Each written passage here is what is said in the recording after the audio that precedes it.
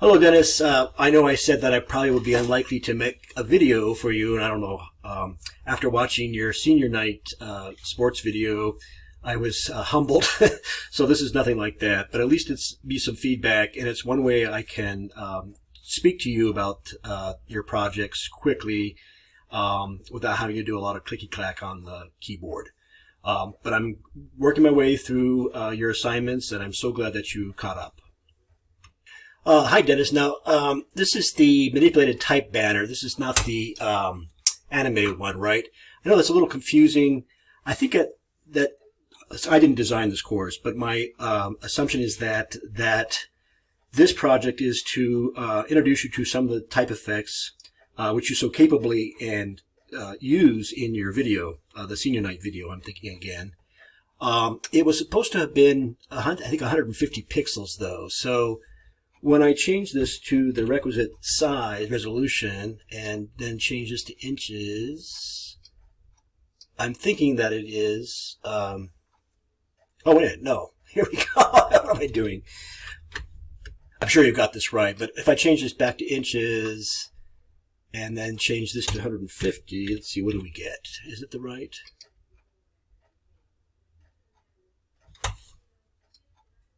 What size is it? Okay, well, I kept the size right. Make sure that you understand resolution, clearly. So I'm just flogging a dead horse here, trying to find something to say.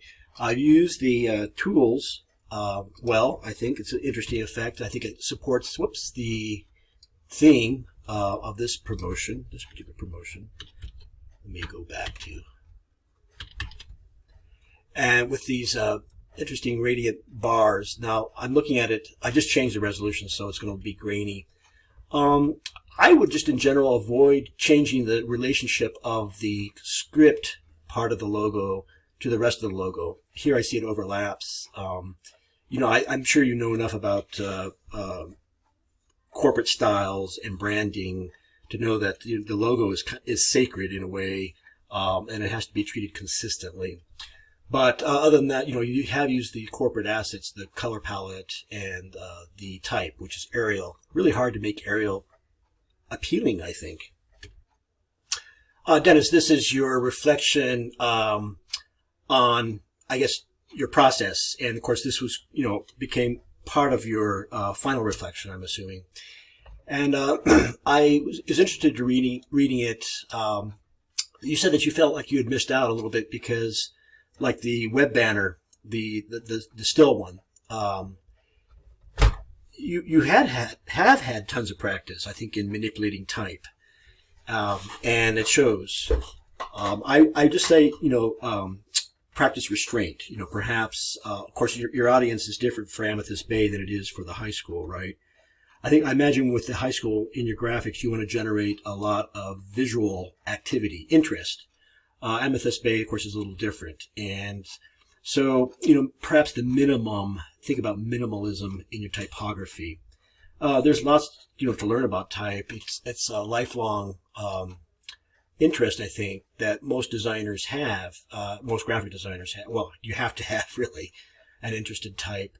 And just know that, typefaces, well, I'm sure you know this, have voice. And they have qualities to that voice. And so when you pick a typeface, you have to pick one that, projects the right things, but also know that typefaces are historical. Graphic design is oftentimes a snooty club, and there are good and bad typefaces to use, according to graphic designers, most graphic designers. And so you don't want to be scoffable, right?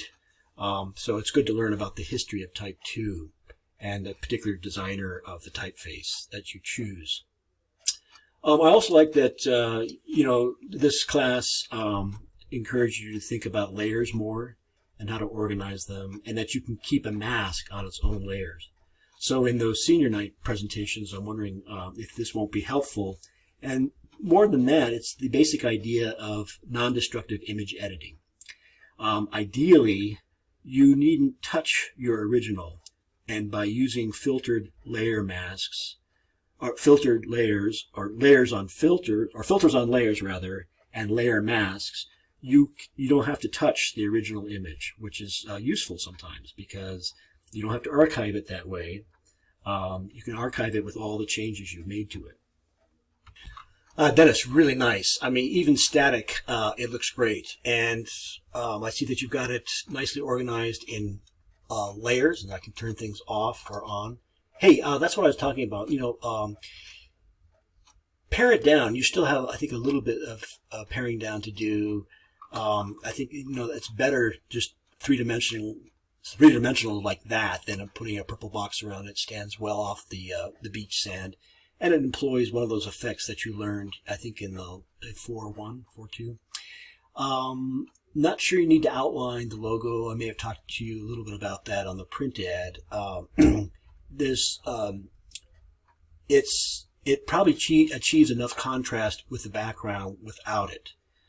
Still, everybody has their preferences. I just would encourage you to think minimally, see what you can do with the minimum amount of means. And I also see that you've got the timeline. You've figured out the timeline editor, so let me back it up and play it.